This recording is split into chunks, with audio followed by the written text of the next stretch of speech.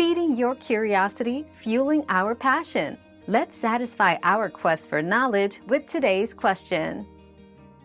If your router's Wi-Fi range still drops after moving it, updating firmware, and removing interference, it might be beyond repair.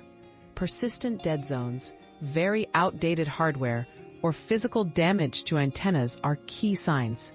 In these cases, upgrading your router or adding a Wi-Fi extender can restore reliable coverage quickly.